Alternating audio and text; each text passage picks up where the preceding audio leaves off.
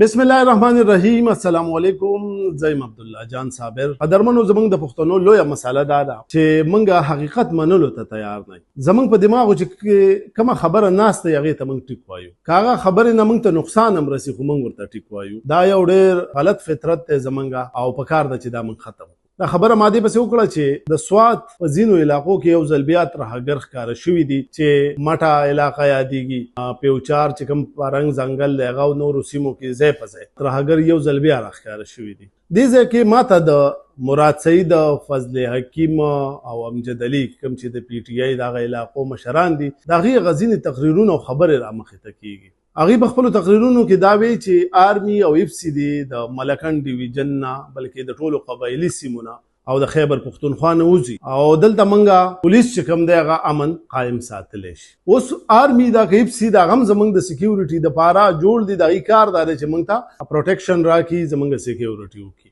بیا زموږ سیاسي رهنماګانو چې دا نارې والې او دا مطالبه کوله چې دوی دې وځي نو دلته به امن راشي. نو هغه رهنما اوس چرته دي چې په سوات کې د دومره قربانو نه پس امن رالی، ژوند روان شو، خلک په ځای شو، بې کوره شوي خلک واپس راله او په داسې حالاتو کې دوی بیا دا مطالبې کولې چې اف سی او آرمي دي د ملکن ډیویژن نه بشمول نور چې کوم قبایلي سیمې دي د هغې نه وځي.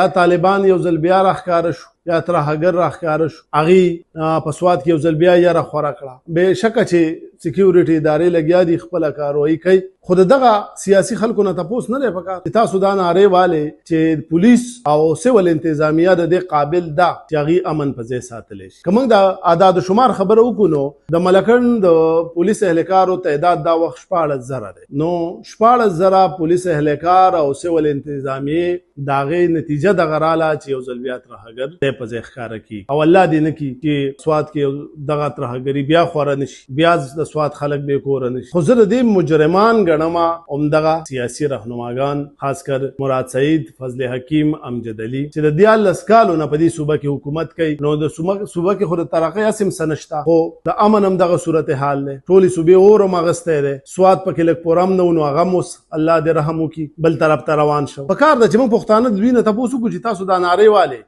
اوس دا امن په ځای کوي کنه. د دې نه علاوه علیمه خان د عمران خان صاحب اور بیبي هغې د دیر دوره وکړه، د چترال او په سوات کې وګرځېده او خلکو ته دا یو جذباتي تقریر وکړو چې تاسو راوځئ چې درنه ورکړو، احتجاج وکړو او موږ عمران خان صاحب د جیل نه راوباسو. ټیک دا ښه خبره ده، هغې له خپل تحریک تاسو چلوئ. خو دې پښتنو د دې علیمه خان بیبي نه دا تپوس ولې ونه کړ چې زما په دې صوبه کې دا بدامني ولې ده، زما په دې صوبه کې د ترقۍ کارونه ولې نه کېږي. که د دې جواب کې تاسو ته سیاسي خلک وایي چې یاره دا هر څه خو آرمي کوي او زموږ په وس کې څه نشته، نو بیا تاسو په حکومت کې ولې ناسې؟ حکومت کې ناسې مزې اخلئ، مراعات اخلئ، په ټیکو کې کمیشن اخلئ، د عام انسان نه اربپتیان جوړ شوئ او زه مطالبه وکم چې ماته امن ولې نشته، ماته ترقي ولې نشته، خوشحالي ولې نشته، نو ماته دا جواب راکړئ چې زموږ په وس کې څه شته نه، هر څه خو فوج کوي.